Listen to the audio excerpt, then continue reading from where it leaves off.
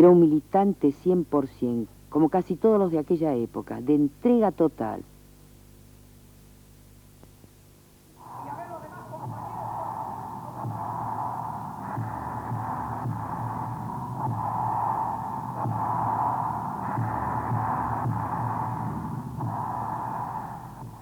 En el periodo de 1970 a 1976 lo apasionó la política, o mejor dicho, lo que a través de ella se podía hacer para transformar un sistema injusto y un orden social odioso.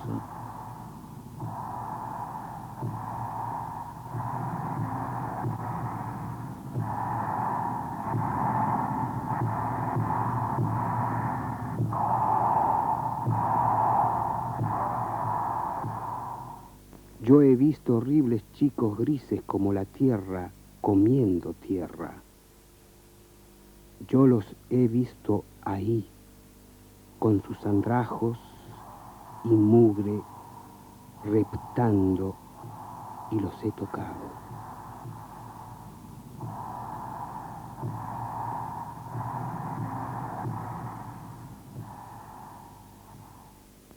Era un hombre que amaba la vida sencilla y que luchó por la justicia social, denunciando siempre la corrupción, la miseria y el escándalo de los chicos que siguen muriéndose de hambre.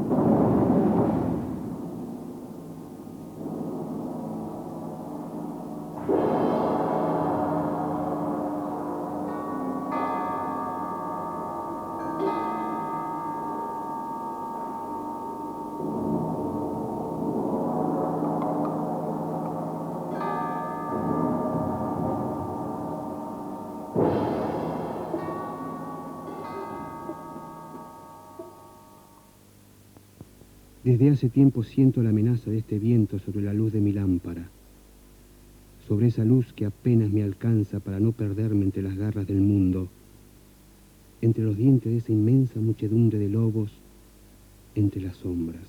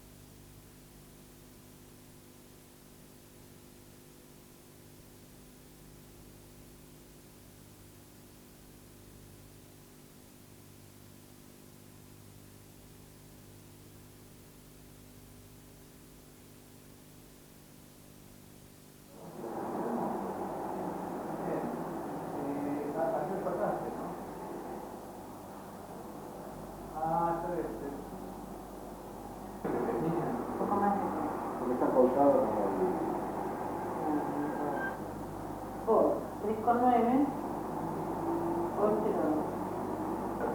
Un poco más, porque está bueno, sí, está bien.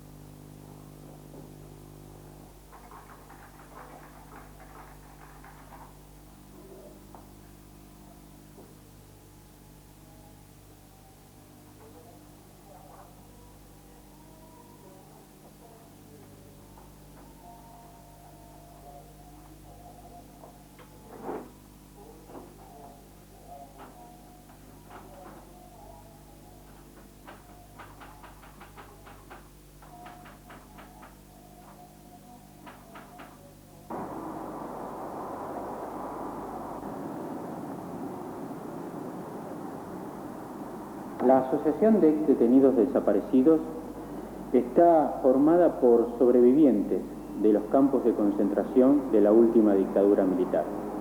Nos conocimos a finales de la dictadura, en los años 83 y principios del 84, ya en el nuevo gobierno constitucional, transitando los pasillos de los juzgados, dando nuestro testimonio o brindando también nuestro testimonio en la CONADEP. En un comienzo nos reuníamos y frenéticamente nos contábamos las experiencias que habíamos vivido. Tratábamos de encontrar similitudes, diferencias, diferentes actitudes de las Fuerzas Armadas en los distintos campos de concentración. También nos acercamos a los organismos de derechos humanos, pero pronto nos dimos cuenta que como ex detenidos desaparecidos teníamos peculiaridades que nos eran propias. Y así es como, al mismo tiempo que exigíamos el juicio y castigo a los culpables, también confeccionábamos la lista de los represores que habíamos conocido, la lista de los compañeros desaparecidos que habíamos visto con vida, y tratábamos de desmenuzar al máximo posible todas las experiencias vividas. Así nació la Asociación de Ex Detenidos Desaparecidos en octubre de 1984. Memoria y justicia resumen nuestros principales objetivos. Memoria porque es necesario mantener la memoria de lo ocurrido para las futuras generaciones. Al mismo tiempo, mantener en forma inclaudicable la exigencia de justicia para nosotros, para los compañeros desaparecidos y para sus familiares.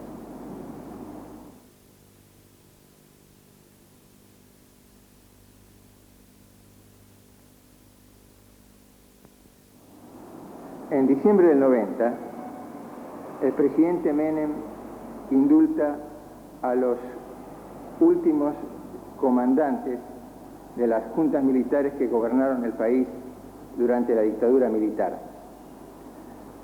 Estos estaban presos por haber sido condenados por un tribunal civil durante el gobierno de Alfonsín, acusados de haber instaurado el terrorismo de Estado, con una metodología de secuestro, desaparición y tortura de miles de militantes sociales. ¿Cómo se llega a esto? Se llega por un proceso de impunidad que nace durante el mismo gobierno militar, que es implementado y aplicado por Alfonsín, y al que Menem únicamente le da el último toque, porque es un proceso gradual que, a través de una política de desmovilización de este gobierno de Alfonsín, logra desarticular a los organismos de derechos humanos, partidos políticos opositores, distintos sectores de la sociedad, como para que estos no puedan reaccionar de una manera rotunda y eficaz ante el hecho concreto de la impunidad concedida. El indulto presidencial a los excomandantes Videla, Macera, Viola, Lambruschini, Camps, Ricchieri y Suárez Mason constituye el último paso de una calculada estrategia de impunidad que comenzó en el último periodo de la dictadura militar y se profundizó luego, en pleno gobierno constitucional, al mismo tiempo que se ponían en marcha los mecanismos del sistema de justicia.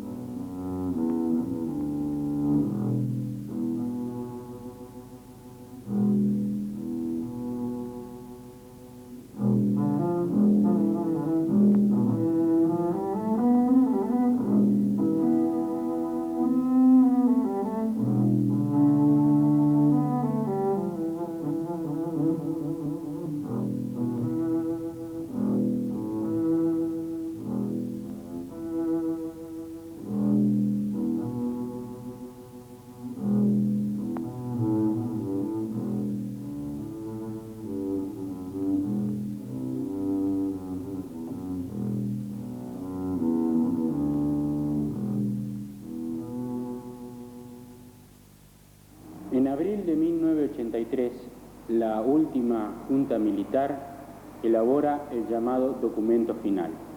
En el mismo se explicita por primera vez que todo lo actuado se realizó a partir de planes elaborados y supervisados por los altos mandos de las Fuerzas Armadas y por la propia Junta Militar. Allí se niega la existencia de los campos de concentración y se declara muertos a los desaparecidos, bajo el eufemismo de ausentes para siempre. Con esto se intentaba sustraer cualquier futuro juicio de los tribunales civiles y derivarlos a los tribunales militares. Pero como esto no les pareció suficiente, elaboraron un nuevo proyecto de ley de autoamnistía. En agosto de este año, de 1983, 40.000 personas repudiaron en la calle este nuevo proyecto y se inauguró la consigna de que no hubo errores, no hubo excesos, son todos asesinos los milicos del proceso. En septiembre de 1983, Vignone firma definitivamente la ley de autoamnistía, donde se beneficia a los militares y sus colaboradores civiles que pudieran haber sobrepasado las órdenes en el marco de la legalidad. En mayo del 76, producido el golpe, el Estado asume plenamente la represión ilegal. ¿Qué significa esto? Esto significa que grupos parapoliciales, paramilitares, sectores militarizados del mismo gobierno, dedicados a este rol represivo, generalmente durante la noche, con la modalidad de las SS nazis de noche y niebla, previo pedido a las autoridades de la zona, comisarías de área libre para operar, producían el secuestro de las personas que estaban designadas como blancos para llevarlas a los campos de concentración que se habían reproducido en todo el país. estos campos de concentración eran antros de terror, de tortura y de muerte. Se vivía también en el conjunto de la sociedad un clima agobiante, represivo, donde eran continuas las pinzas, los controles a los medios de transporte, a los caminantes, donde se veían pasar continuamente, siendo identificables, los Ford Falcon o las camionetas abiertas, las pick-up, con personal policial o militar, a veces uniformados, a veces no. Además, había un férreo control, una férrea censura sobre los medios de comunicación. El secuestro, la desaparición de personas y la creación de los campos de concentración se transformaron en el eje central de la política represiva de las Fuerzas Armadas. En los campos de concentración se nos torturaba, se nos vejaba, se nos tuvo secuestrados en forma clandestina. Se nos torturaba tanto en forma física como psíquica. Se violaba a las mujeres, ya estuvieran embarazadas o no, y se robaron a los niños, a los bebés nacidos en cautiverio. Todo esto se realizó en forma clandestina, para no tener que dar ningún tipo de explicaciones, tanto en lo interno como a nivel internacional. Esta metodología, si bien fue nueva, tenía antecedentes en los decretos de noche y niebla del régimen nazi, en Vietnam y en Argelia. Y bueno, ya después a la noche uno dormía y el otro se quedaba despierto, cuidando. Nosotros nos cuidábamos, ¿no? Cuando dormía uno el otro se quedaba despierto. Y bueno, teníamos el ruido de los gritos, ¿no? De los chicos que eran torturados, así que estábamos todo el tiempo con eso. Y bueno, y por ahí te abrían la celda en cualquier momento, tenías que dormir con el tabique puesto porque si no también te pegaban. Y bueno, te abrían la puerta por cualquier cosa, nos sacaban para hacer gimnasia, 150 flexiones, o levantar las piernas y para que pusieras bien duro el estómago, entonces te pegaban la piña, o te sacaban algunos para hacer simulacros de fusilamiento al frente de los quirófanos. Bueno, el quirófano era una habitación con puerta, cerrado. Yo no lo pude ver mucho, ¿no? Porque la única vez que se me salió el tabique fue cuando me estaban picaneando, que me moví demasiado y se me salió el tabique. Pero por lo que espié estaba la mesa esa de metal donde te acostaban y una mesita donde estaba el aparatito de la picana que ellos me hicieron escuchar, el zumbido. Me preguntaron si conocía eso, yo le dije que no, entonces me dijeron que lo iba a conocer. Una silla donde se sentaba la persona que escribía lo que vos ibas diciendo, las preguntas que te iban haciendo, y nada más. Calculamos que podían entrar 100 personas por día, ¿no? Pero es difícil calcular la gente, porque en las celdas eran 19, 20 celdas, entrábamos 2 por celda, 3 por celda, según había momentos en que habían 4 personas en las celdas. Porque sí, las parejas, los matrimonios estaban solos, ¿no?